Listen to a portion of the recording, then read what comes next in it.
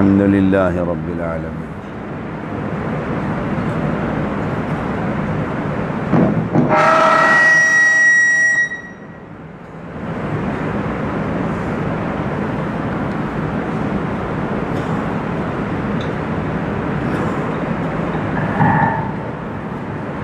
الحمد للہ رب العالمین والصلاة والسلام علی سید الانبیاء والمرسلین اما بعد۔ آج کے ہمارے مقرر سید شاہد ترمذی حفظہ اللہ بیمار ہیں، دعا کیجیے اللہ تعالیٰ انہیں صحت کامل عاجل عطا فرمائے اور ان کا سایہ جماعت پر اور ان کی اولاد پر قائم اور دائم رکھے۔ ایک سوال جو کل جمعے میں آیا اور سپیکر کی خرابی کی وجہ سے اس کا جواب نہ دے سکے، سوال یہ تھا کیا سفید بالوں کو کالا کیا جا سکتا ہے؟ شریعت میں اس کا کیا حکم؟ رسول اللہ صلی اللہ علیہ وسلم کا فرمان ہے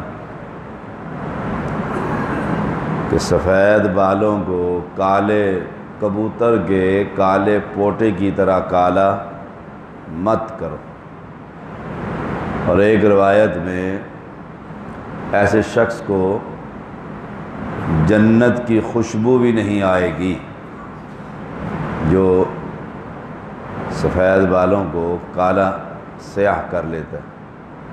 ہاں، وہ کلر جو سفید رنگ کو تبدیل کر دے لیکن کالا سیاہ نہ ہو، براؤن ہو یا اور کوئی کلر ایسا، تو وہ شریعت میں جائز ہے، اس کی اجازت ہے۔ یا جہاد کے موقع پر نوجوانوں کی کمی ہو اور اہل شرک سے جہاد ہو رہا ہو، اس وقت بزرگ اگر بچ جائیں تو ان کو دھوکہ دینے کے لیے کہ سب جوان ہیں، سفید بالوں کو اس وقت کالا کیا جا سکتا۔ شریعت میں اس کا کوئی یہ حکم ہے۔ کسی کے ذہن میں کوئی سوال ہو تو وہ پوچھ سکتا۔ فطرانہ اس کے حوالے سے ایک سوال ہے، اس کی صورت میں کیا چیز؟ خمس۔ یسألونک عن الانفال قل الانفال للہ والرسول، قرآن مجید۔ پانچواں حصہ خمس کہتے ہیں، پانچواں حصہ جہاد میں سے جو مال غنیمت آتا تھا وہ رسول اللہ صلی اللہ علیہ وسلم کو دیا جاتا تھا شریعت میں۔ آپ اسے اپنے اہل بیت پر، اپنے گھر کے اخراجات پر اس کو خرچ کیا کرتے، اور پھر جو اس میں سے بچ جاتا وہ بھی آپ مسلمانوں کی فلاح اور خیر کے لیے وہ خرچ کر دیا کرتے تھے۔ مال فے جو ہے بغیر لڑائی کے جو حاصل ہو وہ بھی رسول اللہ صلی اللہ علیہ وسلم کے لیے خاص تھا۔ آپ اس میں سے اہل بیت کو خرچہ دیتے اور پھر مسلمانوں کے خیر کے لیے اس مال کو خرچ کرتے رہتے۔ فطرانہ جو ہے وہ سوال ہے ملک دانیال حافظہ اللہ کا، وہ 2.5 کلو جو چیز آپ کھا رہے، جیسے پہاڑ کے رہنے والے لوگ مکئی کا آٹا استعمال کرتے ہیں تو وہ مکئی کا آٹا دے دیں گے، عرب کے لوگ کھجوریں استعمال کرتے ہیں وہ کھجوریں دے دیں گے، ہم چکی کا آٹا یا فائن آٹا استعمال کرتے ہیں تو وہ دے دیں گے۔ جنس کی صورت میں افضل اور اعلیٰ امیر المومنین عمر بن عبدالعزیز رحمہ اللہ کے زمانے میں قیمت آپ لے لیا کرتے تھے۔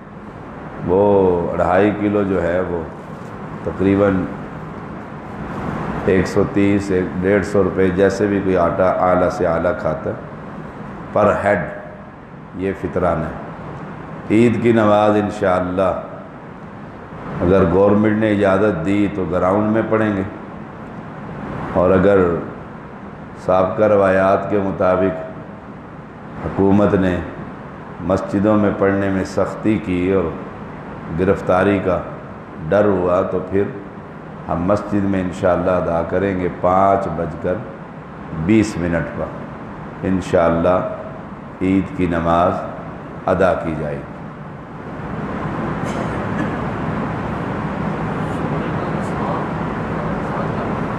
جی زیور جو ہے وہ 7.5 تولے سونا، وہ جس کے پاس ہو اس پر زکوٰۃ، وہ گھر کے ان افراد کے پاس جو اس کی ملکیت میں ہے، رعیت میں ہے۔ کلکم راع و کلکم مسئول عن رعیتہ او کما قال علیہ السلام۔ چھوٹے بچے ہیں غیر شادی شدہ تو ان کا ماں باپ نے زیور بنا رکھا ہے، اب زکوٰۃ دیتے ہوئے یہ نہیں ہوگا کہ یہ بیٹی کا ہے اور میرا تو صرف 2 تولے، والدہ یہ کہے نہیں، وہ سارا زیور جو گھر میں موجود ہے یا نقدی موجود ہے تو اس پر زکوٰۃ دی جائے گی۔ ہاں شادی شدہ جو اولاد ہے وہ خود ذمہ دار ہے، اور جس کا زیور ہے وہ عورت خود ذمہ دار ہے، خاوند کی ذمہ داری نہیں۔ ویسے اگر وہ باخوشی ادا کر دے تو اس کی نیکی ہے، لیکن یہ عورت کی ذمہ داری ہے جس کے پاس زیور ہے۔ زیور ہے 7.5 تولے مکمل نصاب، 1 سال ہو گیا اس کو، یہ شرائط ہے۔ اب پیسے نہیں ہیں کہ زکوٰۃ دی جائے تو وہ اپنی انگوٹھی فروخت کر کے زکوٰۃ دے گی، یہ نہیں کہ اس نے کہا جی اب پیسے نہیں ہیں تو آئیں گے تجارت کروں گا تو پھر وہاں سے وہ جو پیسے آئیں گے اس سے پھر میں زکوٰۃ دے دوں گا۔ دیکھیے قرآن مجید میں فَإِن تَابُوا وَأَقَامُوا الصَّلَاةَ وَآتَوُا الزَّكَاةَ کہ اگر وہ توبہ کر لیں اور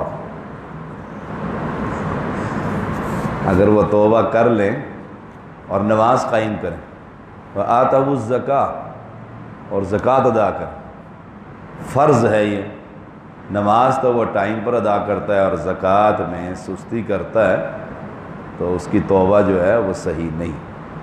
جو ہی اس کا مال نصاب کو پہنچ گیا ہے وہ فوراً زکوٰۃ ادا کرے گا، اپنے اس زیور کو، اس کو کوئی چیز فروخت کرے گا، اور وہ جی میرا زیور تو کم ہو جائے گا تو اچھی بات ہے، اگلے سال زکوٰۃ نہیں لگے گی۔ یہ جو فراڈ ہم اپنے آپ سے کرتے ہیں کہ میں آدھا زیور اپنی بیٹی کو دے دیتا ہوں، یہ تو اس کا ہے، میرا تو ہے ہی نہیں، اور جب اللہ نہ کرے کوئی ایمرجنسی ہو جائے پھر سب کا زیور جمع کر کے اس کو کام میں لے آتے ہیں، یہ اپنے آپ سے دھوکہ ہے۔ ایسے ہی 52.5 تولے چاندی، اس پر بھی زکوٰۃ ہے۔ ایسے جو تجار حضرات ہیں جو سرکل چل رہا ہے ان کا سال کا پیسوں کا، اس پر زکوٰۃ۔ اب ایک پیسے تو آئے ہیں جنوری میں، دوسری پیمنٹ فروری میں، تیسری پیمنٹ، اب وہ یا تو اس کا اتنا کیلکولیٹ کر رکھے ہر مہینے کی آمدن کو، اس پیسے کا سال جنوری میں، اس پیسے کا سال فلانے میں، بڑا مشکل کام۔ اس لیے رمضان المبارک میں جو سرکل چل رہا ہے سارے پیسوں کو اٹھا کر زکوٰۃ دے دے، بے شک اس میں کچھ پیسے وہ آئے ہیں رمضان سے پہلے، 1 مہینہ پہلے ہی، وہ صدقہ ہو جائے گا اس کا، اور آئندہ کے لیے اس کا زکوٰۃ وہ بہتر ہو جائے گی۔ اعتکاف جناب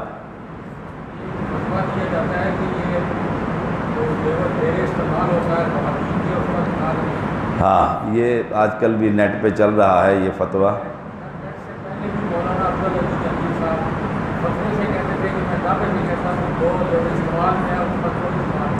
دیکھیے سوال یہ ہے، خواتین بھی سن لیں کہ جو زیور عورت استعمال کرتی ہے کیا اس پر زکوٰۃ ہے؟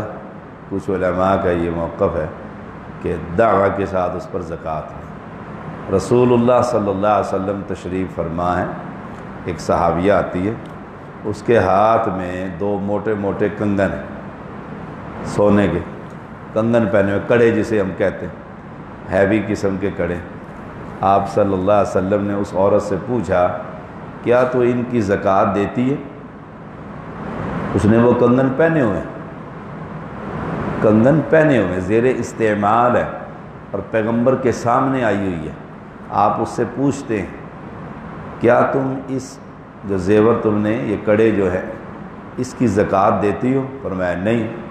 آپ صلی اللہ علیہ وسلم نے فرمایا کیا تم پسند کرتی ہو کہ ان کی جگہ پر تمہیں جہنم کے 2 کڑے پہنا دیے جائیں؟ اگر زکوٰۃ نہیں تو پیغمبر علیہ السلام نے ان سے سوال کیوں کیا؟ اس عورت سے، اس صحابیہ سے، یا صحابیہ کہہ دیتی یا رسول اللہ صلی اللہ علیہ وسلم یہ تو میں نے زیب و زینت کے لیے پہنے ہوئے ہیں، میرے استعمال میں ہیں، میں نے کوئی خزانہ تھوڑا جمع کیا ہے، یہ تو میں اپنے خاوند کے لیے پہنتی ہوں، شریعت میں اس کی اجازت ہے، کیا اجازت نہیں ہے؟ سوال کر لیتی۔ جو ہی اس نے یہ سنا کہ جہنم کے 2 کڑے پہنائے جائیں گے تو فوراً اس نے دونوں کڑے نکال کر رسول اللہ صلی اللہ علیہ وسلم کے سامنے پیش کر دیے، اللہ کے نبی، اللہ کے لیے، اس کے رسول کے لیے۔ اس حدیث سے یہ بات ثابت ہوئی، اور فتاوی ابن باز میں شیخ ابن باز رحمہ اللہ نے اس حدیث کو لا کر درج کیا ہے کہ زیور پر زکوٰۃ ہے۔ اس اب جو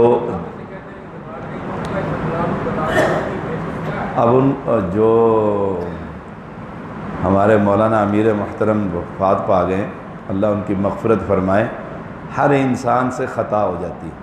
ہمارے ایک مناظر ہیں پنجاب کے، وہ ایک انگوٹھی پہنی ہوئی نا عورت پہ، وہ دعوے سے کہتے ہیں اس پر بھی زکوٰۃ ہے۔ اسے ہماری زبان میں کہا جاتا ہے علماء کے مفردات، ذاتی ان کا مسئلہ، کسی مسئلے پر تحقیق، جمہور علماء کو دیکھا جائے گا، سلف میں جمہور علماء کا فتویٰ کیا ہے۔ ایک آدمی کی ذات رائے ہو سکتی ہے، وہ غلط بھی ہو سکتی ہے۔ یہ اعتکاف والے بار بار کھڑکی پر آ کر، واش روم کے اندر جا کر، کھڑکی پہ جا کر پوچھتے ہیں باہر والوں سے سالن کی پکایا ہے؟ وہ کل پرسوں میں بھی بائی چانس ادھر سے آ رہا تھا تو 2 کھڑے ہوئے تھے، تو میں نے ان کو دھمکایا چلو اندر۔ یہ بالکل غلط ہے۔ اعتکاف یعنی آپ اپنا اعتکاف ضائع کر لیں گے۔ اب ہم تھانے دار تو ہے نہیں کہ اب باہر بھی 2 گارڈ کھڑے کریں کہ معتکف وہاں واش روم میں جاتے ہیں، باہر کھانا تو پک رہا ہوتا ہے، آج کی پکایا؟ آپ یہ بتائیں کھانا سٹینڈرڈ کا ہے یا نہیں؟ کھانے میں کوئی شکایت ہے تو پھر آپ بتائیں۔ اور علاقوں کے اندر بھی آپ دیکھ لیں اور ہمارا کھانا بھی دیکھ لیں، اللہ کے فضل سے آپ جیسا گھر میں کھانا کھاتے ہیں اس سے بہتر کھانا یہاں پر آپ لوگوں کو مہیا کیا جاتا ہے، ہر چیز وافر۔ لیکن یہ جا کر نہ وہاں نہ کھڑے ہوا کریں، اس سے آپ کا یہ نقصان ہوگا۔ سالن تو وہ بتا دے گا آج مرغی پک رہی ہے، آج بکرے پک رہے ہیں، آج دال پک رہی ہے۔ آپ کا اعتکاف کا جو ثواب ہے وہ ضائع ہونے کا شدید خطرہ، وہ ضائع ہو گیا تو یہ ساری محنتیں، ہزاروں روپے مسلمان افطاریوں کے لیے دے رہے ہیں، آپ سب کچھ چھوڑ چھاڑ کے مسجد میں آ کر بیٹھے ہوئے، سب بیکار ہو جائے گا۔ ایک اسے کیا کہتے ہیں، پکنک سی بن جائے گی آپ کی۔ اس لیے کئی خواتین کی خبر ملتی ہے، یقین جانیں کہ اس کی والدہ ملنے کے لیے آئی، بیٹی نے کہا کہ میں نے نہیں ملنا، یہ کوئی بات کریں گی، بات سے بات نکلے گی، میرا اعتکاف خراب ہوگا، السلام علیکم، وعلیکم السلام، اپنے کمرے میں خیمے میں جا کر بیٹھ گئے۔ ایسے کتنے معتکف ہیں بہت اچھے جو بس کام سے کام، کیوں اعتکاف کیا آپ لوگوں نے؟ یہ کوئی اعتکاف ہے کہ وہاں سے؟ اور بالکل مولانا صاحب مجھے بتا رہے تھے کہ باؤنڈری کے بالکل کنارے پر کھڑے ہو جاتے ہیں، مسجد کا جو بالکل وہ ٹائلیں لگی ہے نا، لکیر، کہ اب باہر جائیں گے تو اعتکاف خراب ہو جائے گا، اس پہ کھڑے ہو کر وہاں سے بھی پوچھ لیتے ہیں ہاں بھائی کیا خبریں ہیں۔ تو یہ جائز نہیں۔ اگر کوئی عورت اپنے خاوند کی نافرمانی کرے، یعنی کسی نامحرم شخص سے بات اور خاوند کا کہنا نہ مانے، تو اس کا اعتکاف یا کوئی نیکی قبول ہوگی یا نہیں، اور اس کی دنیا اور آخرت میں کیا سزا ہے؟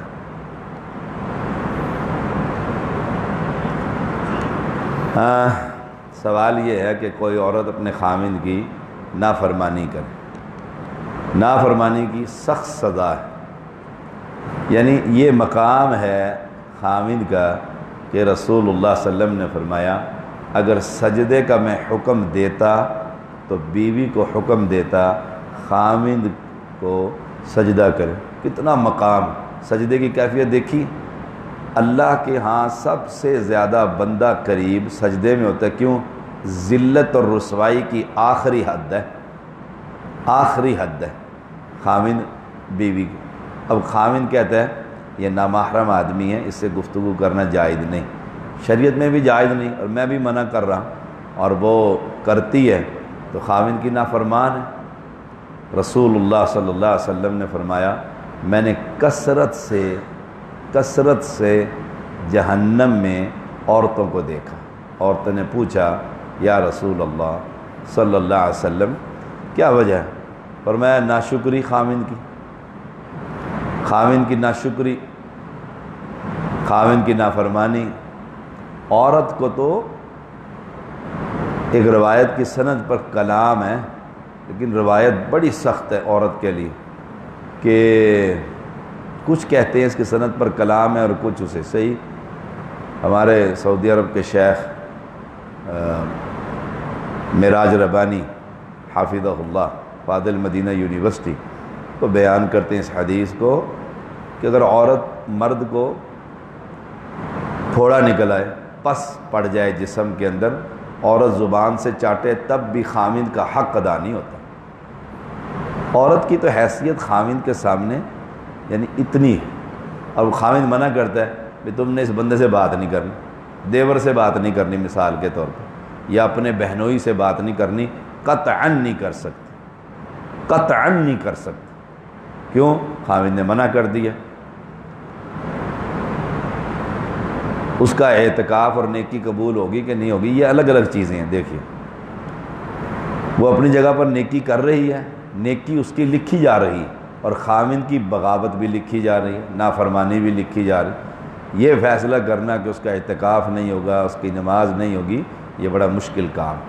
وہ نیکیاں کرے اور اپنی طبیعت میں خاوند کو خاوند میں نے ایک عورت کو سمجھایا، وہ خاوند کی انتہائی نافرمان، میں نے اس کے حالات دیکھے، اسے جا کر سمجھایا، وہ حیران، وہ کہتی ہے اچھا اس کا مطلب ہے عورت کا کوئی حق ہی نہیں اسلام میں، عورت کا کوئی حق ہی نہیں اسلام۔ میں نے کہا بہت حق اللہ نے دیا عورت کو، عورت کو تو وہ اونٹوں کے ریوڑ میں بند کر دیا کرتے تھے۔ جب عورت کو خاص ایام آتے تھے، عورت کو جب خاوند مر جاتا، وہ وہاں پھینک دیتے بکریوں کے مینگنیوں کے اندر، وہ جسم پر مینگنیاں ملتی تھی اسلام سے قبل۔ اتنی سخت اذیت والی زندگی، اسلام نے آ کر اسے بڑی عزت دی۔ فرمایا جو بچی کی تربیت کرتا ہے اسلام کے مطابق، جنت میں ایسے محمد کے ساتھ ہوگا صلی اللہ علیہ وسلم۔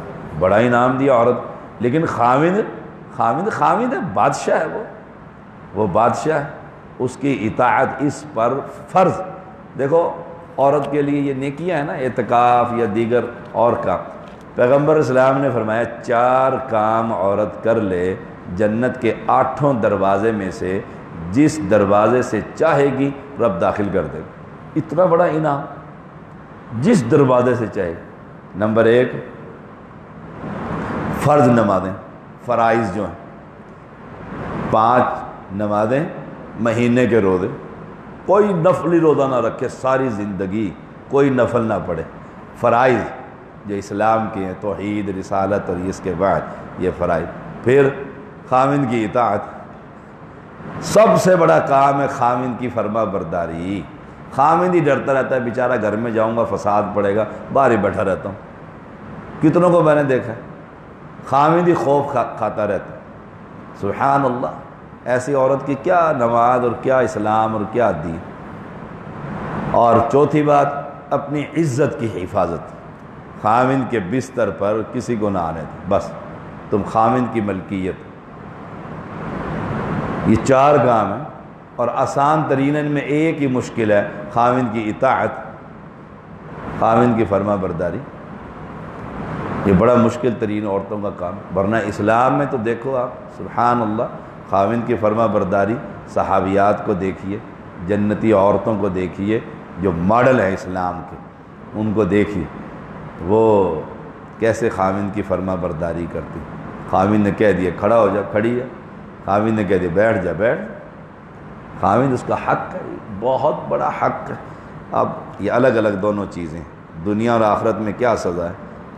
پیغمبر نے سزا بتا دی ہے نا، جہنم میں تھی عورتیں، وہ خاوند کی ناشکری کرتی ہیں، ساری زندگی سوٹ لے کے ایک عید پہ لے کر نہ دیں، کہے گی ساری زندگی میں تیرے کو کپڑا لے آئی نہیں، میرے ماں پیو دیندے رہے، بس صفایا خاوند کا بیچارے کا صاف کر دے گی، اس کو 1 سیکنڈ میں صاف کر۔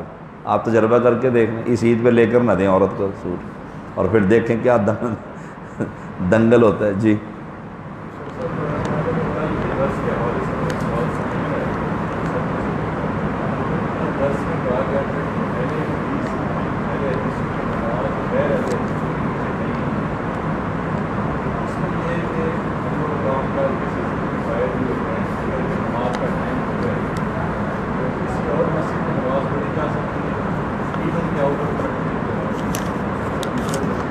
میں دیتا ہوں آپ کے سوال کا جواب۔ یہ ذرا ایک عورت کا متعلقہ سوال ہے۔ اولاد اللہ تعالیٰ کی دین ہے، کسی انسان کے ہاتھ میں نہیں، اس کی وضاحت کر دیں۔ اولاد یہب لمن یشاء اناثا و یہب لمن یشاء الذکور، اللہ ہی دیتا ہے بیٹیاں بھی اور بیٹے بھی، نہ دے وہ بھی اللہ۔ او یزوجہم ذکرانا و اناثا و یجعل من یشاء عقیما۔ یہ جو مثل مشہور ہے کہ اولاد خاوند کے ذریعے اور رزق بیوی کے ذریعے گھر میں آتا ہے، یہ بالکل غلط، بالکل غلط۔ رزق اللہ تعالیٰ نے ہر بندے کا دنیا میں آنے سے پہلے ہی لکھ دیا سے یہ ملنا ہے۔ ہاں ایک عورت کا رزق زیادہ لکھ دیا اللہ تعالیٰ نے، خاوند کا کم لکھ دیا، دونوں کی شادی ہو گئی ہے، جو ہی عورت آئی گھر کے حالات تبدیل ہو گئے، کاروبار چمک اٹھا، اب بیوی ہر ویلے تھانے دار بنی رہے، ویکھیا میں آئی ہیں تو کم بن گیا، وہ اللہ نے پہلے لکھ دیا تھا تمہارے۔ ایک خاوند کے بہت رزق لکھ دیا، عورت کے کھاتے میں کخ نہیں لکھا، جو ہی وہ آئی خاوند کا کاروبار ڈاؤن ہوتا چلا گیا۔ تو یہ مثل صحیح نہیں۔ سوال یہ ہے کہ اہل حدیث کی نماز غیر حدیث کے پیچھے، ہم آؤٹ آف کنٹری ہوتے ہیں یا ایسے علاقوں میں ہوتے ہیں جہاں اہل حدیث مساجد نہیں، تو ہم نماز کہاں پڑھیں؟ دیکھیے ہر مسجد میں نماز ہو جاتی، ہر مسجد میں نماز اہل حدیث کی ہو جاتی ہے، ہر مسجد کے امام کے پیچھے نہیں ہوتی۔ دیوبندی کے پیچھے نماز ہو جاتی ہے، بریلوی کے پیچھے بھی نماز ہو جاتی ہے، یاد رکھیے گا، انتہائی اہم گفتگو ہے۔ بریلوی کے پیچھے بھی نماز ہو جاتی ہے، دیوبندی کے پیچھے بھی ہو جاتی ہے۔ جو دیوبند کا رہنے والا ہے انڈیا کا اور وہ اہل حدیث ہے، وہ دیوبندی ہے، اس کے پیچھے نماز ہو جائے گی۔ جو بریلی شہر کا رہنے والا ہے وہ بریلوی ہے اور وہ اہل حدیث ہے، عقیدے کے لحاظ سے اہل سنت ہے، شرک نہیں کرتا، وہ کہیں امام نماز پڑھا رہا ہے، وہ اپنے ساتھ لکھتا ہے محمد اسلم بریلوی، اس کے پیچھے نماز ہو جائے گی۔ ایک ہے بریلوی عقیدہ، دیوبندی عقیدہ، اس عقیدے والے کے پیچھے نماز ایک اہل توحید کی ہوگی، قطعاً نہیں ہوگی۔ میں آپ کی عرصہ دراز سے خدمت کر رہا ہوں، میں آپ کو کہوں کہ آج میں نے وضو نہیں کیا اور نماز پڑھا رہا ہوں، چودھری عبدالحمید صاحب میرے پیچھے نماز پڑھیں گے؟ میں کہہ دوں جی میں نے وضو نہیں آج میرا، لیکن میں ہوں سید آل رسول، پاک ہوں اور میں نماز پڑھا رہا ہوں، پڑھیں گے آپ میرے پیچھے؟ بول کے بتاؤ۔ نہیں پڑھو گے، کیوں؟ ہیں جی وضو نہیں ہے، وضو شرط ہے نماز کے لیے، کہ میرا وضو ہی نہیں ہے، میں نے آپ کو بتا دیا۔ وضو سے زیادہ پہلے ایمان شرط ہے۔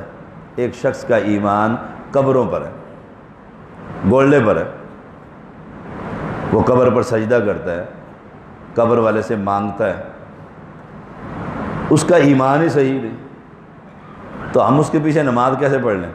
آؤٹ آف کنٹری ہوں یا اپنے ملک میں ہوں، اپنے گاؤں میں ہوں جہاں کوئی مسجد نہیں، نماز عقیدے کے بعد سب سے بڑا عمل ہے، سب سے بڑا عمل ہے نماز، اور ہم نماز اس کے پیچھے پڑھ رہے ہیں۔ مثال کے طور پر آپ کسی بس میں سوار ہوتے ہیں تو وہاں ایک بندہ بیٹھا ہوتا ہے اور وہ کہتا ہے بھائی یہ جو ڈرائیور ہے نا یہ کنڈکٹر ہے، یہ ڈرائیور نہیں ہے، اگلے گاؤں سے ڈرائیور اس نے پک کرنا ہے، اب دیکھ لو اپنی مرضی سے۔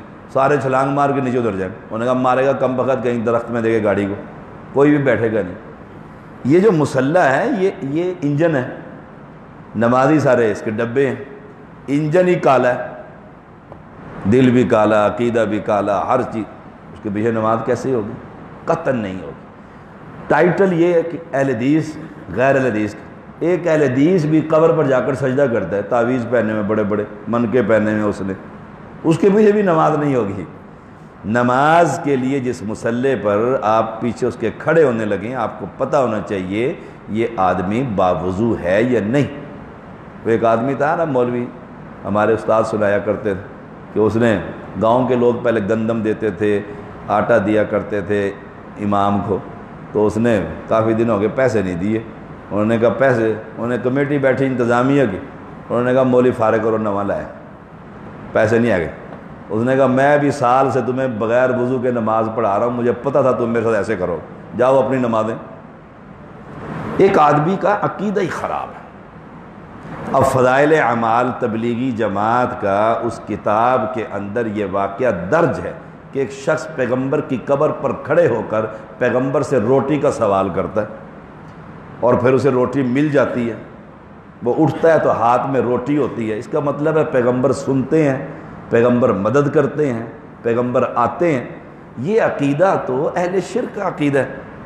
اب اس عقیدے والا شخص مصلی پر کھڑا ہو تو کسی مواحد کی نماز نہیں ہوگی۔ میں ملک مظفر صاحب کے پیچھے نماز پڑھ لوں گا، داڑھی نہیں ہے میری اتنی لمبی داڑھی، یہ مصلی پر کھڑے ہوں گے نا، مجھے پتہ ہے یہ مواحد آدمی، اس کا عقیدہ درست ہے، ٹھیک ہے یہ داڑھی نہیں رکھی ہوئی کبیرہ گناہ، لیکن نماز کے لیے عقیدہ شرط ہے، میں ان کے پیچھے نماز پڑھ لوں۔ کیوں؟ عقیدہ صحیح، ایمان کی کیفیت۔ ہاں، جس کے بارے میں پتہ ہی نہ چلے اس کو آپ بکرا ذبح کروائیں گے قربانی والا کہ پتہ نہیں سالہ کسائی ہے کہ نہیں؟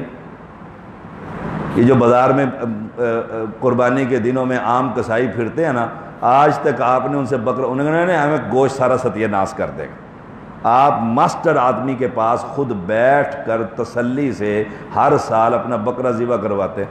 نماز ایک ایسی چیز ہے، ہمیں پتہ ہی نہیں مولوی ہے کون، پتہ ہی نہیں اس کا عقیدہ کیسا ہے، اور میں جا کے اس کے پیچھے نماز شروع کر دوں؟ نہیں، مجھے شرط ہے میرے لیے کہ میں پہلے دیکھوں۔ ان کی تو مسجدوں پہ باہر لکھا ہوتا ہے جامع مسجد عثمان بریکٹ میں بریلوی رجسٹرڈ، وہ پہلے ہی اعلان کر دیتے ہیں بھائی ہم یا رسول اللہ مدد کہنے والے ہیں، ہر جمعرات کو جمعے کو نبی ہماری مسجد میں آتے بھی ہیں اور پھر چلے بھی جاتے ہیں۔ اس کے پیچھے اچھا آپ مجھے یہ بتائیں، ڈاکٹر طاہر القادری اس وقت مسلمانوں کا ایک اسلامی سکالر ہے، 2000 کتابیں اس نے لکھی ہیں، اس کے پیچھے آپ نماز پڑھ لیں گے؟ جس کا پسینہ بھی برکت کے لیے لوگ گھروں میں لے جاتے ہیں، یہاں دھرنا دیا تھا، اس کے ٹشو جو پسینہ صاف کرتا تھا برکت کے لیے لوگ گھروں میں لے جاتے ہیں، جس سے نبی اکرم صلی اللہ علیہ وسلم نعوذ باللہ کرایہ لے کر مدینہ واپس جاتے ہیں، اس کے پیچھے نماز پڑھ لیں؟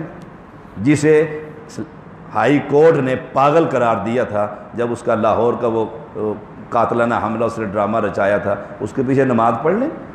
اتنا بڑا سکالر ہے، اسلام کا اتنا بڑا تھمب ہے، کہتے ہیں نہیں پڑھیں گے بھائی، کیونکہ اس کا عقیدہ ہی خراب، توہین ہے، گستاخ ہے رسول اللہ صلی اللہ علیہ وسلم کا جو یہ کہتا ہے کہ نبی آئے اور مجھ سے کرایہ مانگ کر لے کر گئے، اس کے پیچھے نماز کیسے؟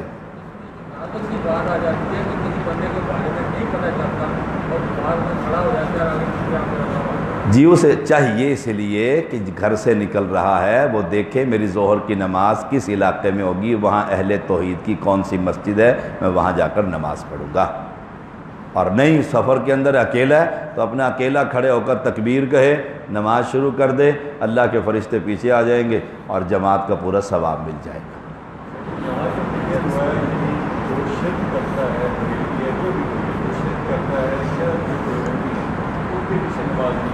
ہاں جی، باقی جو الگ جو مسلک کے لوگ ہیں باقی رہ کون گئے؟ شیعہ رہ گئے، مرزئی رہ گئے. مسلک کے ہیں، شافعی ہیں، مالکی ہیں. جو دیکھیں جو مالکی اور حنبلی ہیں وہ عین کتاب و سنت کے مطابق عقیدہ ہے اور نمازی. فقی کسی مسئلے کے اندر انہیں کوئی حدیث نہیں مل رہی، یہ مسئلہ بھی اچھی طرح سمجھ لیں. وہ پھر دیکھتے ہیں کہ احمد بن حنبل رحمہ اللہ کا اس جگہ پر کیا قول ہے. حدیث ملتے ہی آپ دیکھیں، میں نے آپ کو پرسوں بھی سنایا تھا، امام ابو حنیفہ رحمہ اللہ سے وفات سے 5 دن پہلے پوچھا گیا جرابوں پر مسح کیسا ہے؟ آپ نے فرمایا بیکار کام ہے، یہ کوئی کام ہے؟ وہ 2 دن گزر گئے، ایک شخص نے آ کر شاگرد نے بتایا رسول اللہ صلی اللہ علیہ وسلم کی یہ سنت ہے اور یہ حدیث ہے، یہ اس کی سند ہے. 3 دن باقی رہ گئے زندگی کے، ہدایہ میں لکھا ہوا ہے، لائبریری میں ہمارے موجود ہے. یہ کسی نے پوچھا آ کر جرابوں پر مسح، فرمایا سنت ہے. یہ اہل حدیث تھے، یہ لوگ صحیح معنوں میں دین کے اسلام کی خدمت کرنے والے لوگ انشاءاللہ جنتوں میں ہوں گے. کہ حدیث سننے کے بعد فوراً رجوع کریں. کراچی کے اندر شافعی کی مسجد ہے، اتنے بدعتی ہیں. میں اس علاقے کے اندر خود رہتا تھا. صبح اٹھتے ہی سپیکر میں الصلاۃ والسلام علیک یا رسول اللہ، چیخو پکار شرک شروع کر دیتے ہیں. شافعی دیکھا جائے گا جس بندے کے پیچھے ہم پڑھ رہے ہیں کتاب و سنت کے مطابق اس کا عقیدہ کیسا، یہ یاد رکھیں.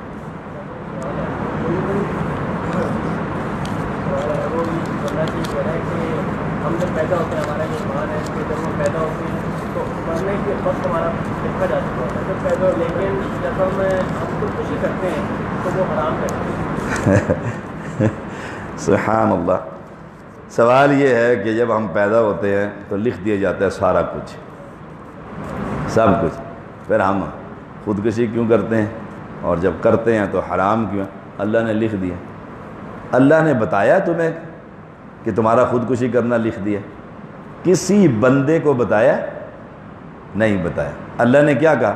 خودکشی حرام ہے، یہ کام نہیں کرنا، یہ کام نہیں کرنا. ایک بات یاد رکھیے، اللہ کا علم کامل بے عیب.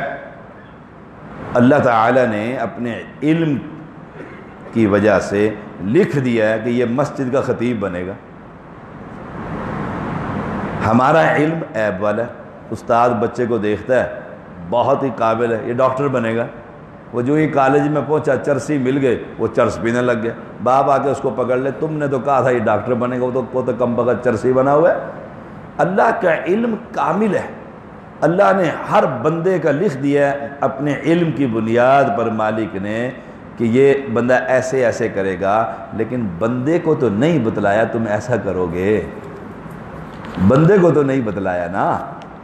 بندے کو کیا کہا ہے؟ انا ہدیناہ السبیل اما شاکرا و اما کفورا. یہ دیکھ، یہ قرآن ہے، جنت میں جائے گا. یہ گندگی ہے، دیکھ تو جہنم میں جائے گا. قاری ثناء اللہ صاحب سرکار تسی پھر پہنچ گئے ہو. ہاں جی، باپ اور بیٹا دونوں، باپ بیٹا دونوں کماتے ہوں اور گھر کا سربراہ باپ ہے تو باپ فطرانہ دے گا. آنے والا مہمان عید کی نماز سے پہلے گھر میں داخل ہو گیا، صاحب حیثیت ہے، لیکن گھر والا اس کا فطرانہ دے گا. عید کی نماز سے پہلے پہلے فطرانہ ہے، بعد میں صدقہ ہے.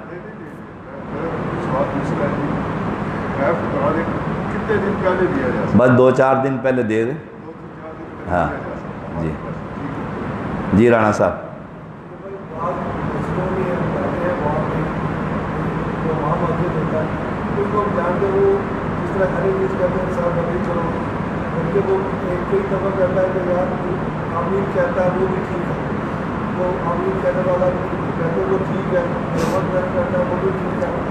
آپ کسی کو منع نہیں کرو تو اب ہمیں بھی پتا کہ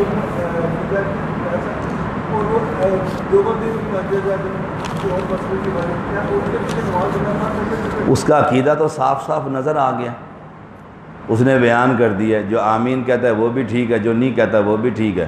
جو رفع الیدین کرتا ہے وہ بھی ٹھیک ہے، جو نہیں کرتا ہے وہ بھی ٹھیک ہے، اس کا عقیدہ تو واضح ہو گیا کہ وہ جھوٹ بول رہا ہے، کذاب ہے، بہت بڑا کذاب ہے، رسول اللہ صلی اللہ علیہ وسلم پر جھوٹ بول رہے ہیں، اور جو جان بوجھ کر جھوٹ بولے، رسول اللہ صلی اللہ علیہ وسلم نے فرمایا من کذب علی متعمدا، جان بوجھ کر جھوٹ بولے اس کا ٹھکانہ جہنم ہے، کیونکہ پیغمبر علیہ السلام اذا رکع رفع یدیہ، جو یہ کہتا ہے نا جو کرتا ہے وہ بھی ٹھیک اور جو نہیں کرتا وہ بھی ٹھیک، یہ بالکل غلط، اس نے اپنا عقیدہ بیان کر دیا، وہ لوگوں کو راضی رکھنے کے لیے کہ میری مسجد میں اہل حدیث بھی آئے، سنی بھی آئے، فلانا بھی آئے، کسی کو کچھ نہ کو جو کر رہا ہے وہ بھی۔ مولانا طارق جمیل اس وقت عالم اسلام کی بہت بڑی شخصیت، بڑے بھائی ڈاکٹر سید طالب الرحمن شاہ صاحب حافظہ اللہ، اس کے گھر ہمارا کیونکہ وہ پڑوسی ہے، اس کے گھر گئے، باقاعدہ اس کے ڈیرے پر گئے اور اس کے فضائل اعمال اور صدقات میں سے سب کچھ نکال کر اس کے سامنے رکھا کہ یہ دیکھو فضائل صدقات میں لکھا ہوا ہے اے اللہ جو تو ہے وہ میں ہوں، بندہ اللہ بن جاتا ہے۔ یہ فضائل صدقات جو یہ پڑھائی جاتی ہے بغل میں لے کے یہ گھر گھر مسجد میں پھرتے، اس کے اندر یہ لکھا ہوا ہے، دنیا کی کسی مکتبے کی چھپی ہوئی ہو لے آؤ، میں یہ بات نکال کر دکھا دوں گا، اے اللہ جو تو ہے وہ میں ہوں، اللہ بندہ بن سکتا ہے؟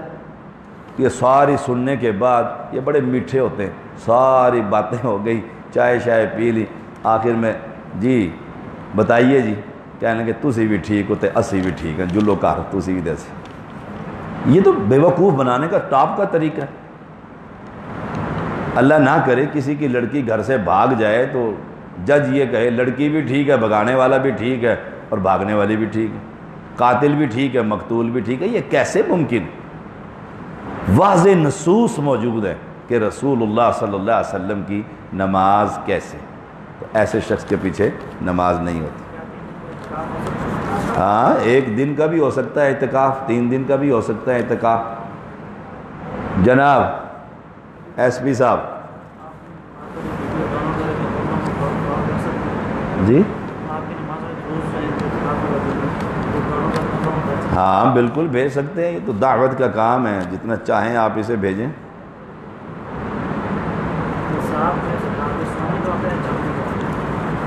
سونے کا بھی اور چاندی کا بھی۔ سوال یہ ہے کہ اہل حدیث کا دین مکمل ہے، اہل حدیث کا نہیں، مسلمانوں کا دین مکمل ہے۔ مسلمانوں کا دین الیوم اکملت لکم دینکم، اللہ تعالیٰ نے یہ دین مکمل کر دیا۔ تو قرآن و حدیث کی روشنی میں آپ دیکھتے ہیں اپنے آپ کو اہل حدیث کیوں کہتے ہیں؟ اہل ایمان، اہل دین یا پھر اہل اسلام بھی تو کہہ سکتے ہیں۔ سبحان اللہ، اللہ تعالیٰ نے یہ بندے پیدا کیے ہیں۔ لقد خلقنا الانسان فی احسن تقویم، کیا بنایا اللہ تعالیٰ نے؟ بولیے کیا بنایا؟ انسان۔ کیا بنایا؟ انسان۔ اور یہ عبد الرحمن ہے، یہ ملک دانیال، سارے انسان رہو نا، عبد الرحمن اور دانیال کیوں نام رکھیں؟ یہ بھی انسان اور یہ بھی انسان، دونوں جا رہے ہیں کہ او انسان، دونوں پیچھے مڑ کر دیکھیں۔ یا ایھا الانسان، قرآن کہتا ہے ما غرک بربک الکریم، کس چیز نے تجھے اپنے رب سے دھوکے میں ڈال دیا؟ یا ایھا الانسان، انسان کہا گیا، یا ایھا الناس، او لوگو۔ تو پھر آپ نے 700 نام رکھے ہوئے، پپو اور گڈو اور لڈو اور منانا، نام نہیں رکھے ہوئے، کیوں؟ پہچان کے لیے۔ یہ انسان سارے ہی ہیں، یہ چیمہ صاحب کا بیٹا انسان، اس کا نام محمد اسلم ہے، یہ ملک مظفر صاحب کا بیٹا ہے، اس کا نام یہ ہے، یہ فلاں، پہچان کے لیے۔ اہل اسلام تو سارے ہی ہیں، جو کلمہ پڑھتا ہے اہل اسلام ہے، سارے ہی ہیں۔ ایک قبر پرست ہے، وہ بھی کہتا ہے میں اسلام ہوں، مجھ سے بڑا مومن ہے، اور جو مومن ہے پکے، یہ امام بارگاہ والے، وہ تو اپنے آپ کو کہتے ہی مومنین، من المومنین، اذان کے اندر کہتے ہیں کہتے ہیں مومن ہم ہیں، باقی سب کافر ہیں، وہ خود کہتے ہیں۔ ان کی مسجدوں پہ لکھا ہوتا ہے بریکٹ میں دیوبندی۔ اب پہچان کے لیے جب ہر شخص اسلام کا دعوے دار ہو، قبر پرست بھی اور قبر کا منکر بھی، یہ کچھ نہیں سنتے، اس لحاظ سے منکاری ہے، تو پھر ہمیں بتلانا پڑے گا کہ ہم اہل حدیث ہیں، ہم صرف رسول اللہ صلی اللہ علیہ وسلم کی حدیث کے پیچھے چلتے ہیں۔ آپ پیچھے چلے جائیں 6 صدی ہجری میں 2 جماعتیں تیار ہوئیں اس وقت، ایک اہل الرائے اور اس کے مقابلے میں اہل السنہ۔ صحیح مسلم کے مقدمے میں امام ابن سیرین رحمہ اللہ نے لکھا ہے، ہم حدیث لیتے ہوئے چیک کیا کرتے تھے یہ بندہ اہل الرائے میں سے ہے، فقہ کے پیچھے چلنے والا ہے، یا اہل السنہ ہے، یہ سنت کے پیچھے چلنے والا ہے، ہم چیک کیا کرتے۔ آپ دیکھیے فرعون کو اللہ تعالیٰ نے غرق کر دیا، وہ کیا کہتا تھا؟ انا ربکم الاعلی، اپنے آپ کو رب کہتا تھا۔ بڑا لمبا واقعہ آیا نا جب غوطہ، تو کہنے لگا رب موسیٰ و ہارون، وہ سیدھا سیدھا کہتا ہے میں رب پر ایمان لے آیا ہوں، نہیں، اس نے کہا رب موسیٰ، جو موسیٰ کا رب ہے، جو ہارون کا رب ہے، اس رب پر ایمان لے کر آتا ہوں، ورنہ رب کا دعوے دار تو وہ خود بھی تھا۔ ایسے ہی جب ہم لوگوں کو بتلائیں گے کہ ہم اہل اسلام، اہل ایمان اور اہل دین اور پتہ نہیں کیا کیا نام رکھے ہوئے ہیں، ہم لوگوں کو بتائیں گے کہ یہ سب بالکل غلط ہے۔ اصل دین ان کے پاس ہے جس کے پاس اللہ کا قرآن۔ وہ کہتے ہیں اہل قرآن کیوں نہیں کہتے؟ اللہ نے قرآن کو حدیث کہا ہے، اللہ نزل احسن الحدیث، اللہ تعالیٰ نے یہ حدیث نازل فرمائی ہے۔ فَبِأَيِّ حَدِيثٍ بَعْدَهُ يُؤْمِنُونَ، اس حدیث یعنی قرآن کے بعد کس چیز پر ایمان لے کر آؤ گے؟ تو اہل حدیث قرآن کو ماننے والے اور حدیث کو ماننے والے، اہل السنہ والجماعہ حدیث کو ماننے والے اور قرآن کو ماننے والے۔ اور جو آج کل کے اہل السنہ والجماعہ کی اکثریت ہے وہ تو بدعتی لوگ، ہزاروں بدعتیں ان کی، اہل السنہ والجماعہ ہی ہے نا جو 12 ربیع الاول کو جلوس نکالتے، جو رسول اللہ صلی اللہ علیہ وسلم کی۔ اب آپ دیکھیں انور شاہ کاشمیری بہت بڑا محدث دیوبند کا، اس نے کتاب لکھی فیض الباری، صحیح بخاری کی شرح لکھی۔ اس کے اندر جب وطر کی بحث آئی نا کہ ایک وطر جائز ہے، کہتے ہیں میں 15 سال سوچتا رہا اس حدیث کا کیا جواب لکھوں۔ وحدت امت رسالہ ہے، مولانا رشید احمد گنگوہی انڈیا کے بہت بڑے پہاڑ ہے علم کا، دیوبندیوں کا بانی ہے دیوبند کے، انہوں نے 15 نمبر صفحے کے اوپر لکھا ہے۔ ایک دن ایسے سر پکڑ کے بیٹھے ہوئے تھے، رو رہے تھے، شاگردوں نے پوچھا استاد محترم، شیخ محترم، شیخ الحدیث کیوں رو رہے ہیں، کیوں پریشان؟ فرمایا ساری زندگی گزر گئی اور میں دین کا کام میں نے کوئی نہیں کیا۔ وہ کہنے لگے بھی عاجزی اور انکساری کی وجہ سے یہ کہہ رہے ہیں۔ نے کہا آپ نے نہیں کیا، ہزاروں نہیں سینکڑوں ہزاروں آپ کے شاگرد ہیں جو علم پڑھ رہے ہیں، پڑھا رہے ہیں۔ اور میں کیا بیک کرتا رہا، میں حدیث پر فقہ کو ثابت کرنے کے لیے ساری محنتیں کرتا رہا۔ اب وہ بندہ رو پڑا ہے اپنے اس خطا پر، تو اللہ کے ہاں انشاءاللہ معافی مل جائے گی۔ اور ایک بندہ بس ضد ہے کہ نہیں اس حدیث کا جواب ڈھونڈو، 15 سال تک سوچتا رہا۔ وطر ہم پڑھتے ہیں 3، حدیث میں آتا ہے 1 وطر، 3 کا بھی ذکر آتا ہے، لیکن جس طرح ہم اس کا جواب کیا ہے، تو وہ تو حدیث کا دشمن ہوا۔ ایسے لوگوں کے پیچھے نماز نہیں ہوتی۔ فرقہ واریت تو گناہ نہیں ہے، اور کہا اپنے آپ کو حدیث کہنا فرقہ واریت نہیں۔ فرقہ کسے کہتے ہیں؟ فرقہ کسے کہتے ہیں؟ فرقہ وَاعْتَصِمُوا بِحَبْلِ اللَّهِ جَمِيعًا وَلَا تَفَرَّقُوا، فرقے کی تعریف کریں، ڈیفینیشن کریں، فرقہ کسے کہتے ہیں۔ دیکھیے ایک والد ہے، اس کے 4 بیٹے، چاروں 3 جو ہیں اس کے بیٹے الگ الگ باپ کو چھوڑ کر چلے جاتے ہیں۔ اب فرقہ کون سا ہے؟ جو باپ کو چھوڑ گئے۔ ہر بندہ کہتا ہے اس کی اولاد بڑی گندی ہے، بوڑھا باپ ہے اور وہ دیکھو مزے کر رہے ہیں، پوچھتے نہیں ہیں باپ، وہ علیحدہ ہو گئے، ان کا کھانا پینا علیحدہ، کاروبار علیحدہ، سارا کچھ علیحدہ، باپ سے بھی علیحدہ۔ ایک بچہ باپ کے ساتھ ہے، فرقہ کون سا ہے؟ وہ 3 فرقے ہیں۔ جب آپ کو چھوڑ گئے، جو والد کے ساتھ ہے وہ تو فرقہ نہیں، وہ تو اصل جماعت۔ اہل حدیث فرقہ نہیں، کیوں؟ انہوں نے نبی اکرم صلی اللہ علیہ وسلم کو نہیں چھوڑا۔ آپ دیکھیں قرآن حدیث جمع فقہ حنفی فرقہ، قرآن حدیث جمع فقہ جعفری فرقہ۔ ایک بندہ کھڑا ہوا ہے، قرآن اور حدیث، ترکت فیکم امرین لن تضلوا ما تمسکتم بہما کتاب اللہ و سنتی، میں تمہیں دو چیزیں چھوڑ کر جا رہا ہوں، ایک اللہ کی کتاب اور دوسری پیغمبر کی میری سنت۔ اب جو اس کے ساتھ چمٹا وہ فرقہ نہیں، اس لیے اہل حدیث کبھی فرقہ نہیں۔ بڑے گمراہ ہیں وہ لوگ، وہ بے شک نام نہاد کوئی عالم ہے، توحید کا دعوے دار ہے، جو یہ کہتا ہے امت بن کر جیو جی، نہ بریلوی نہ دیوبندی نہ شیعہ نہ اہل حدیث نہ وہابی نہ فلانا، امت بن کر جیو، اس کو خبر ہی نہیں کہ اہل حدیث فرقہ ہی نہیں، جہالت کی حد ہے۔ اہل حدیث کبھی فرقہ نہیں۔ ہاں یہ فرقہ اس وقت بنے گا جب یہ لوگ یہ کہنے لگ جائیں قرآن حدیث جمع فقہ زیدی، قرآن حدیث جمع فقہ علامہ احسان، جب یہ اپنے امام کسی پیر کسی فقیر کسی عالم کی طرف دعوت دیں گے، اہل حدیث فرقہ ہوگا۔ کوئی بھی شخص جب بھی کتاب و سنت کو چھوڑے گا، مصر میں انصار السنہ ہے، وہاں اہل حدیث نہیں کہلواتے، سنت کے مددگار، وہ حق ہے۔ عرب میں سلفی ہیں، وہ حق ہے کہ کتاب و سنت کے پیچھے چلتے، اور بر صغیر میں اہل الحدیث۔ قرآن میں تراویح میں لوگ قرآن اٹھاتے ہیں پھر رکھتے ہیں، اینک اٹھاتی ہیں اینک رکھتی ہیں، تو کیا یہ صحیح ہے؟ ہاتھ تو بند نہیں رہتے، بالکل غلط ہے۔ دیکھیے اللہ تعالیٰ کے پیغمبر علیہ السلام نے سینے پر ہاتھ باندھنے کا حکم دیا، سینے پر ہاتھ باندھنے کا حکم دیا، عورت نے قرآن ہاتھ میں لے لیا۔ پیغمبر علیہ السلام کی صحیح بخاری میں حدیث ہے کہ دایاں ہاتھ بائیں ہاتھ کے اوپر۔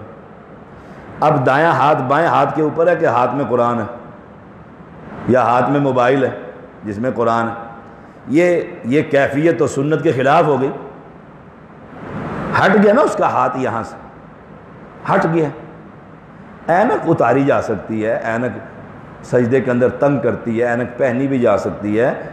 عورتوں کے اندر تو یہاں تک ہم نے دیکھا ہے کہ وہ ایک عورت آئی، دوسری نے قرآن کھولا ہوا ہے یا قرآن کا صفحہ نہیں، وہ اسے اشارے سے پوچھتی ہے کدھر، وہ پھر دوسری کو نماز کے اندر کہتی ہے ادھر۔ سبحان اللہ، کیا تراویح کا مذاق بنایا۔ ہاں ایک شخص امام کا پیچھے قرآن سن رہا، قرآن مقدس سن رہا، اس کو ضرورت ہے کہ امام پھنس جائے گا، رک جائے گا، ساری جماعتیں رک جائے گی، نہ اگلے کو پتا نہ پچھلے کو پتا، اس کی مجبوری ہے کہ وہ اٹھا کر قرآن سنتا ہے۔ بہتر تو یہ ہے کہ پیچھے بھی مکمل صحیح حافظ ہو، سامع، جسے ضرورت ہی نہ ہو قرآن کی، وہ زبانی سنے۔ میں تراویح جب پڑھاتا تھا تو زبانی سنتا تھا، اور زبانی 10 سال کے بعد میں نے 2 مہینے میں قرآن پورا سنا دیا تھا یہاں۔ 10 سال تک دعوت کے میدان میں افضل تو یہی ہے، جب میسر نہ آئے تو پھر وہ بندہ جسے ضرورت ہے نا، ضرورت کے تحت، مجبوری کے تحت، کوئی ضرورت نہیں۔ عورتیں کھڑی ہوئی ہیں، بڑے بڑے قرآن اٹھائے ہوئے ہیں، پھر آگے رکھتی ہیں، پھر پیچھے جاتی ہیں، پھر اینک اتارتی ہیں، پھر فلانا کرتی ہیں، پھر ایک دوسرے سے پوچھتی ہیں، وہ لائنوں تک بتا دیتی ہیں کہ یہ والی لائن نماز رہے گی، ایسا نہیں۔ یہ بس کیا کریں بہنیں ہماری، اب وہ جی ہمیں شوق، اچھا جی وہ ایک کو سمجھایا بھی اس طرح نہ کریں، اس کو توجہ نہیں رہتی، توجہ نہیں رہتی، تھک جاتے ہیں۔ جب قرآن اٹھایا تو دھیان ادھر لگا رہتا ہے۔ اگر یہ بات ایسے ہی ہے تو پھر دین تو کامل نہ ہوا۔ رسول اللہ صلی اللہ علیہ وسلم کو چاہیے تھا کہ وہ کہہ دیتے بھی تمہاری توجہ نہیں رہے گی، پورا قرآن ہی اٹھا لینا۔ توجہ، آپ عرب میں جا کر دیکھیں، مسلمان عورتیں قرآن سن رہی ہیں، ان کو ترجمہ آتا ہے۔ اصل کیا ہے؟ ہم قرآن کو پڑھیں، اس کا ترجمہ سیکھیں، نماز پڑھیں، اس کا ترجمہ سیکھیں، ہمیں سب کچھ آ جائے گا۔ ہاں جی،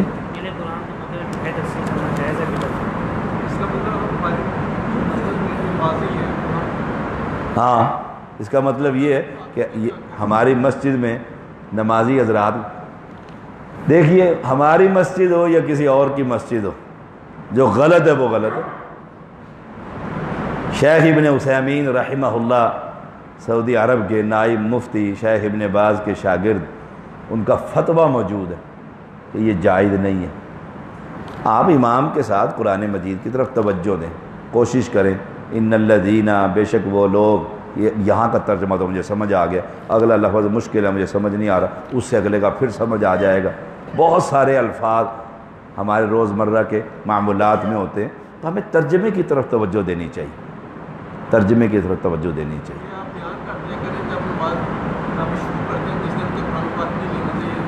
یہ میں نے جی پچھلے سال بڑا اچھی طرح سمجھایا تھا، بڑی تفصیل سے ایسے ہی سوال جواب کی نشست میں بتایا تھا، بلکہ کئی عورتیں ناراض ہو کر مسجد چھوڑ گئی تھیں، 2 آدمی بھی سکپ ہو گئے تھے، یہی کہتے ہیں۔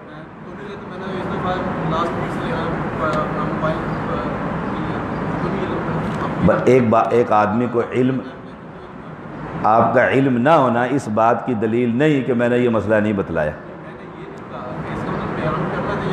ہاں بیان کرنا چاہیے، جب سوال آتے ہیں ہم بیان کرتے رہتے ہیں، پھر اب زبردستی کریں تو ساتھی کہتے ہیں شاہ صاحب ضدی ہیں۔ مجھے یہ خبر بھی ملی ہے، سینی ضدی نہیں ہوں میں، ضدی نہیں ہوں بھائی، میں زیدی ہوں، ضدی نہیں ہوں۔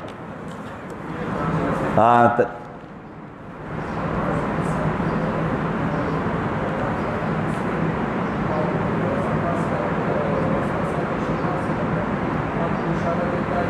ہاں، نماز کے اندر پاؤں نہیں ملا رہا، چلر بند کر دیا، اقبال خان چلر بند کر دیا،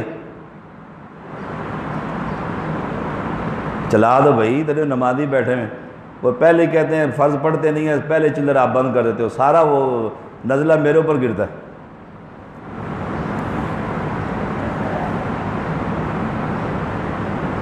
وہ نمازی جو ہے وہ پاؤں نہیں ملا رہا، دوسرا بندہ نماز کے اندر اسے اشارے سے کہتا ہے کہ ساتھ مل جائے،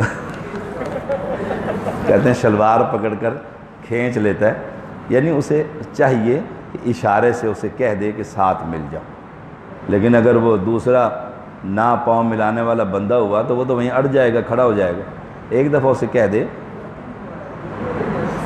دونوں ایک جیسے تھے۔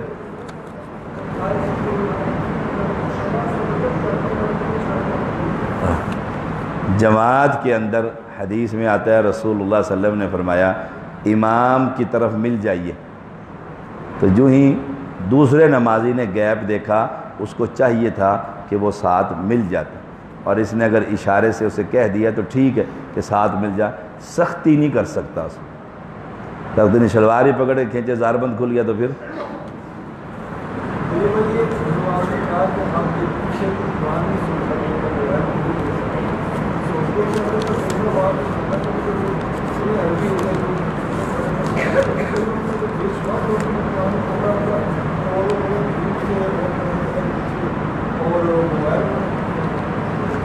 وہ تو بیت اللہ کے اندر کھڑے ہو کر بنا ایسے کہتے ہیں، اللہ پکڑنا ذرا، ہاتھ ایسے کر کہتے ہیں سیلفی جائز ہے؟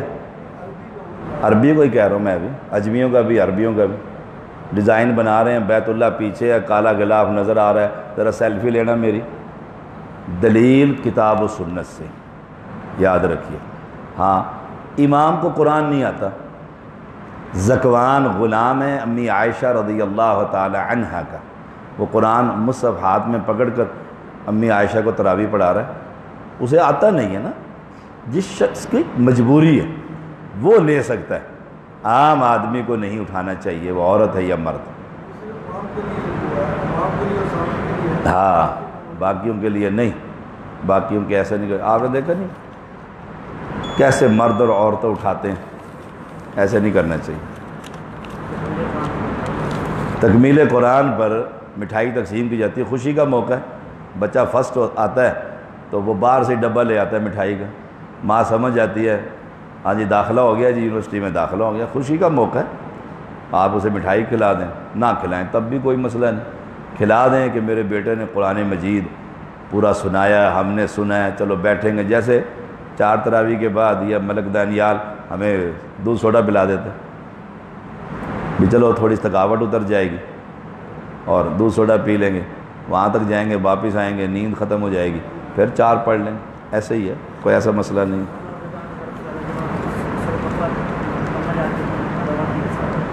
ابن عمر، حضرت عمر رضی اللہ تعالی عنہ نے جب سورۃ بقرہ مکمل حفظ کر لی تو صحابہ کو کھانے پر بلا لیا، دعوت کر دی، یہ دعوت ہی ہے اس طریقے کے۔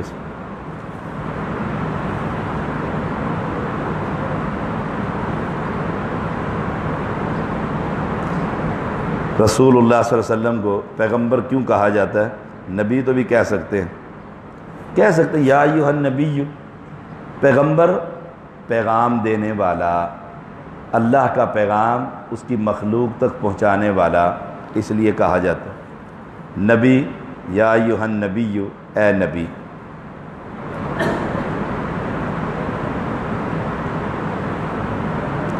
جو ہم جینز پہنتے ہیں اس میں کیا نماز ہو جاتی ہے؟ کچھ لوگ کہتے ہیں نماز ہوتی ہے اور کچھ کہتے ہیں نہیں ہوتی۔ ہر وہ لباس جو سطر کو چھپا لے اس میں نماز ہو جاتی ہے، ہر وہ لباس جو سطر کو چھپا لے اس میں نماز ہو جاتی۔ اب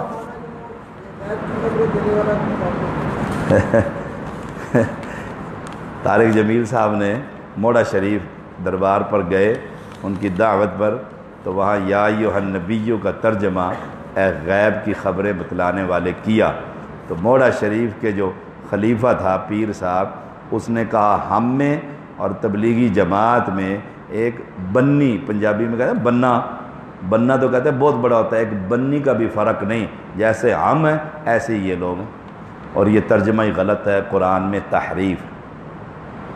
غیب کی خبریں دیکھیے، سلیمان علیہ السلام نے پرندوں کو بلایا اور پرندوں میں سے لا اری الہدہد، ہدہد نہیں تھا، ام کان من الغائبین لاعذبنہ عذابا شدید، وہ تھوڑی دیر میں وہ بھی آ گیا۔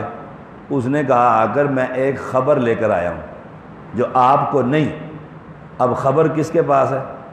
ہدہد کے پاس، اور نبی کون ہے؟ سلیمان علیہ السلام، تو پھر ان کا نبی تو پھر ہدہد ہوا جس کے پاس خبر ہے، جو یہ ترجمہ کر رہے ہیں نبی کا۔ نبی جیسے ہمیں بتاتے ہیں کہ جنت ایسے ہے یا اللہ ایک ہے، تو آج یہ ساری غیب ہے، جو بتا دی جائے وہ غیب ہی نہیں ہوتی، غیب کی تعریف کریں۔ اللہ نے جو پیغمبروں کو بتا دیا ہے وہ غیب ہی نہیں ہے۔ ایسا پھر اس کا مطلب اللہ بھی عالم الغیب نہیں، اللہ کو سب پتہ ہے، ہیں جی، اس کا مطلب اللہ بھی عالم الغیب نہیں، اللہ کو سب پتہ ہے۔ ہمارے لحاظ سے اللہ عالم الغیب ہے۔ ہمارے حساب سے تو عالم الغیب جب اللہ تعالیٰ نے رسول اللہ صلی اللہ علیہ وسلم کو غیب کی خبریں دے دی، فلا یظہر علی غیبہ احدا، اللہ تعالیٰ غیب کی خبر جو اللہ کے پاس، دیکھیے وَعِندَهُ مَفَاتِحُ الْغَيْبِ لَا يَعْلَمُهَا إِلَّا هُوَ، 5 چیزیں ایسی ہیں اللہ کے علاوہ کوئی نہیں جانتا۔ جب پیغمبر کو بتا دی تو پیغمبر کے لیے غیب نہ رہا۔ ہم جب دیکھیں گے، پیغمبر نے کہا اللہ نے وحی کے ذریعے مجھے بتا دیا، ان ہوا الا وحی یوحا، وحی کے ذریعے، ہاں اللہ نہ بتلائے۔ دیکھیں صحیح بخاری میں پیغمبر علیہ السلام کی اونٹنی گم ہو گئی، اونٹنی گم ہو گئی، صحابہ تلاش کرتے پھر رہے ہیں، اگر غیب تھا تو بتا دیتے نا فلاں درخت کے ساتھ اس کی رسی اٹکی ہوئی ہے۔ یعقوب علیہ السلام 7 جنگل میں کنویں میں یوسف علیہ السلام کو بھائی پھینک آئے، باپ رو رہا ہے، کہتے ہیں بھیڑیا کھا گیا۔ اگر انبیاء کو غیب کی خبریں ہوتی ہیں تو یوسف علیہ السلام کے، یعقوب علیہ السلام کہتے وہ تو کنویں میں پڑا ہوا ہے، ظالمو تم پھینک کر آگے جاؤ نکال کر لے آؤ، یا خود جا کر نکال لیتے۔ جب اللہ نے نہیں بتلایا تو اسی بستی کے اندر کنویں میں پڑے میں نہیں بتلایا، اور جب بتلا دیا ریح یوسف، اگر تم مجھے پاگل نہ کہو، بہکا ہوا نہ کہو، تو آج مجھے یوسف علیہ السلام کی خوشبو آ رہی ہے، وہ مصر سے ابھی قافلہ چلا ہی ہے، قمیض بچوں نے لی ہی ہے، اور آپ نے خبر دے دی، اللہ نے بتلا دی۔ جب اللہ بتلا دے پھر وہ غیب نہیں ہوتا۔ حاضر شہادت جہاں بھی ہوگا حاضر، شہادت والی انگوٹھی، شہادت والی انگلی میں انگوٹھی پہننا منع ہے۔ عورتوں کے لیے تو ساری انگلیوں میں زیور پہنا جا سکتا ہے۔ اگر کوئی مر جائے، اس کے روزے رہتے ہوں تو اس کے وارث اس کے روزے پورے کریں گے، وارث روزے رکھیں گے، نماز نہیں پڑھ سکتا، وارث روزے رکھے گا۔ کیا عورت جوڑا کر کے نماز پڑھ سکتی ہے؟ اونٹ کی کوہان کی طرح بالوں کو سر کے اوپر باندھ لینا رسول اللہ صلی اللہ علیہ وسلم نے منع فرمایا، ایسے نماز نہیں ہوتی۔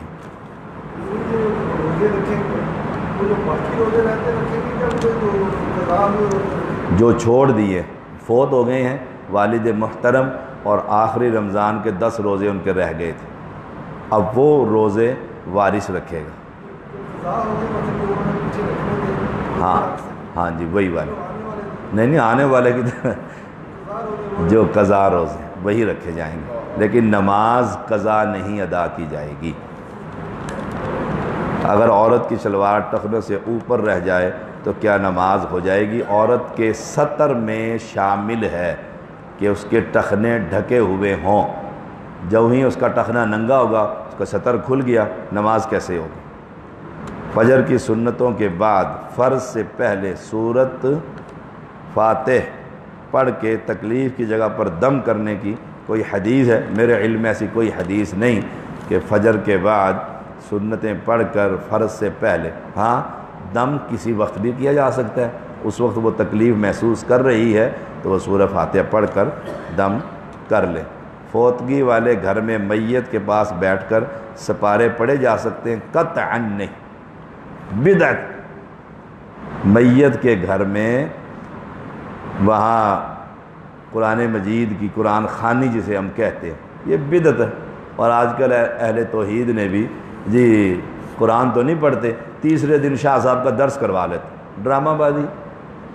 میں ایک عالم کو ملا، میں نے اسے کہا آپ دیوبندی ہیں اور بہت سمجھدار آدمی ہیں، آپ بھی یہ تیسرے دن وہاں جا کر درس دے آئے۔ اس نے کہا شاہ صاحب اگر ہم درس دینا چھوڑ دیں، آدھی ہماری قوم ویسے بریلوی ہوگی ہے، باقی بھی ہو جائے گی، ہم ان کو بچانے کے لیے درس دینے جاتے ہیں۔ بالکل غلط ہے۔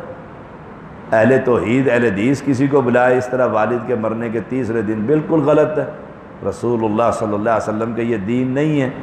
قرآن مجید کی تلاوت آپ کسی وقت بھی کریں بیٹھ کر، لیکن وہاں بیٹھ کر قرآن ختم کرنا، 5 قرآن ہو گئے 10 قرآن ہو گئے، پھر اس کا پورا ثواب اس میت کو بھیجنا، یہ بدعت ہے۔ دیکھیے میں نے قرآن پڑھا ہے، پتہ نہیں رب نے قبول کیا ہے کہ نہیں کیا، ثواب میں نے پہلے ہی لے لیا اور آگے بھی بلٹی کر دی ہے۔ وہ تو وہی والا ڈرامہ ہوا نا، وہ جو مولانا کچھ اندر ہوئے ہیں پچھلے دنوں، انہوں نے کیا کیا؟ انہوں نے کہا جی آؤ باہر کے ویزے آئے ہیں، باہر کے ویزے آئے ہیں، سارے 5000 تمہارے کمیشن پہلے رکھ لو اور باقی پیسے اور پاسپورٹ میرے پاس جمع کروا دو۔ ایک عالم آئے میرے پاس، بڑے ہی نیک سید بزرگ بیچارے، گاؤں سے فیصل آباد سے آگے، سید عطا اللہ شاہ بخاری حافظہ اللہ، کہنے لگے شاہ صاحب فلاں عالم اہل حدیث ہے تو اس نے ایسے لے لی، ہمیں پتہ ہی نہیں تھا کیا کاروبار ہو رہا ہے۔ پتہ کیا تو پورے پنجاب سے وہ ہر طالب علم نے، ہر آگے سے آگے ایجنٹ آگے، وہ جو ہی کسی سے پیسے لیتا اپنے 5000 پہلے رکھ لیتا، آگے لے گا ویزا لگے یا نہ لگے۔ یہ اس طرح کے ڈرامے، یہ بالکل غلط۔ خسروں کو مسجد میں آ کے نماز پڑھنا جائز ہے؟ بالکل جائز ہے، پڑھنی چاہیے، ان پر فرض ہے۔ اگر ان کی حیت مردوں کی طرح ہے تو وہ مردوں کی صف میں آئیں گے، اگر ان کا جسم عورتوں سے ملتا ہے تو عورتوں کی مسجد میں جا کر 5 وقت وہ نماز پڑھیں گے، باقاعدہ گھر میں بھی پڑھیں گے۔ کہ عورت جہاد میں لڑنے کے لیے جا سکتی ہے؟ لڑنے کے لیے نہیں، مجاہدین کو پانی پلانے کے لیے امی عائشہ اور دیگر عورتیں جاتی تھیں مجاہدین کو پٹی وٹی کرنے کے لیے۔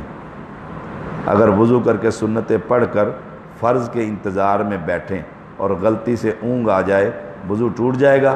جو ہی ٹانگیں کھڑی کر کے اور بازو ایسے اس کے حلقہ بنا لیں گے تو آپ کا جسم لوز ہو گیا ہے اور اونگ آ گئی ہے، آپ کو دوبارہ وضو کرنا پڑے گا۔ آپ نے کرسی کے ساتھ ایسے، جمعے کے اندر میں نے اکثر دیکھا نمازی سوئے ہوتے ہیں اور پھر اسی طرح نماز بھی پڑھ لیتے ہیں۔ کتنی دفعہ اٹھایا ہے تو ایک بزرگ آ کر مجھے کہنے لگے شاہ صاحب مجھے نہیں، آپ نے نام نہیں لینا میرا، میں نے چھوڑ دیا، سویا ہوا ہے، وہ ذمہ دار ہے، وہ ذمہ دار۔ جب ٹیک لگا کر ہم آنکھ لگ گئی، وضو ختم، اب اس کی نماز بے وضو ہے اور بے وضو نمازی کو جہنم کی آگ میں ڈالا جائے گا، اس کا وضو ہی نہیں ہے۔ اور ہم اتنے غیر محتاط، آپ بغیر سہارے کے بیٹھے، اونگ آ گئی ہے، وضو رہے گا؟ کیوں؟ آپ کا جسم لوز نہیں ہوا ہے، آپ کا جسم لوز نہیں ہوا ہے۔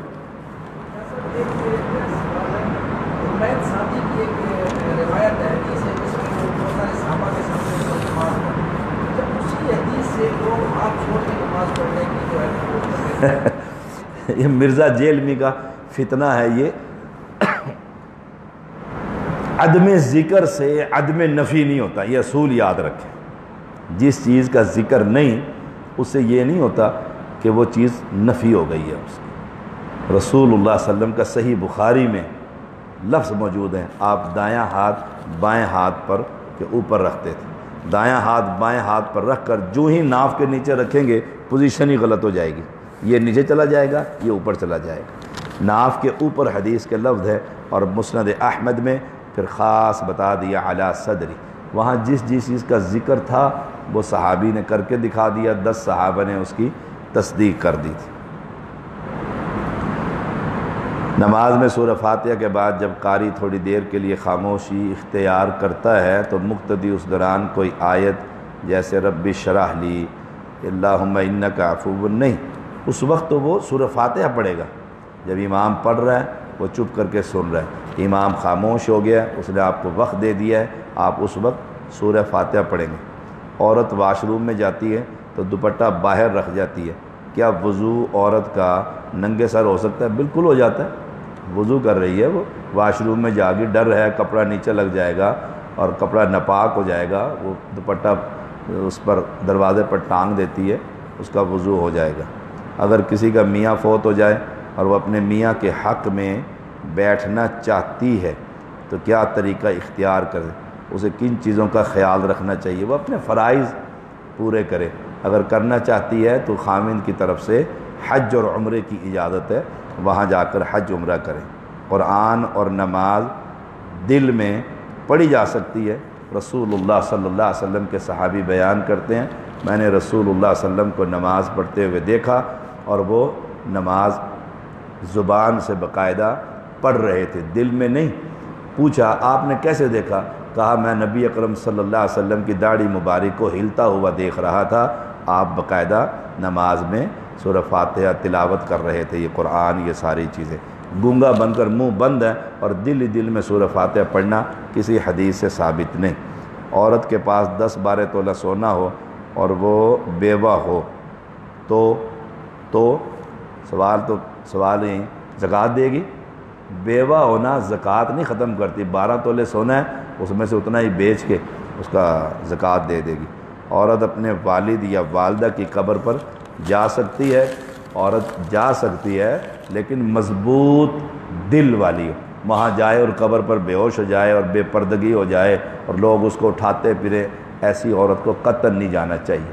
مضبوط ایمان والی وہ جائے اور اپنے والد کے لیے دعا کر سکتی ہے، وہ گھر میں بیٹھ کے بھی کر سکتی ہے، قبرستان میں۔ قبرستان جانے کا مقصد صرف یہ ہوتا ہے کہ ہمیں اپنی موت یاد آئے، ہمیں اپنی قبر یاد آئے کہ آج یا ابا جی ہیں، دادا جی ہے، کل میری باری ہے، میں آ جاؤں۔ سبحان مجلس کے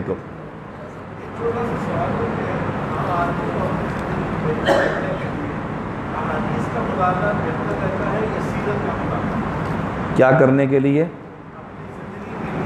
ہاں، اپنی زندگی کے لیے سیرت کا مطالعہ یا حدیث کا مطالعہ۔ جو سیرت کا مطالعہ ہے وہ اصل حدیث کا مطالعہ ہے، جو حدیث کا مطالعہ ہے وہ سیرت کا مطالعہ ہے۔ سیرت کے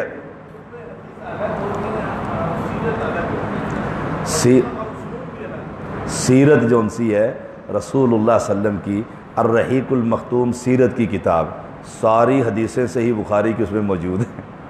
اس کے اندر جب آپ سیرت کا مطالعہ کریں گے اس حدیثیں ساتھ ساتھ پڑھتے چلے جائیں گے کہ پیغمبر کی اس موقع پر یہ سیرت ہے۔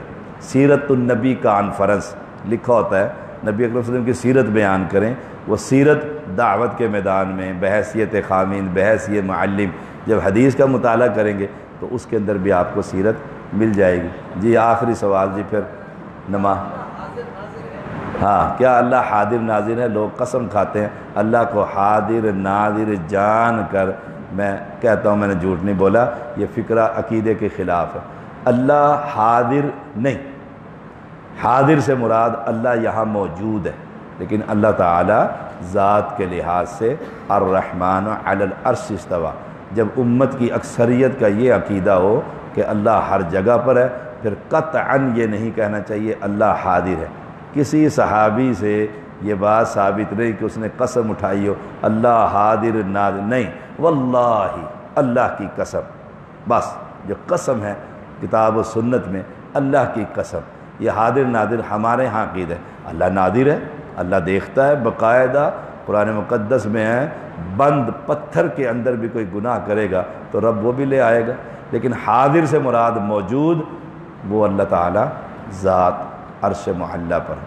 مجلس کفارے کی دعا پڑھ لیں، سبحانک اللہم و بحمدک اشہد ان لا الہ الا انت استغفرک و اتوب الیک۔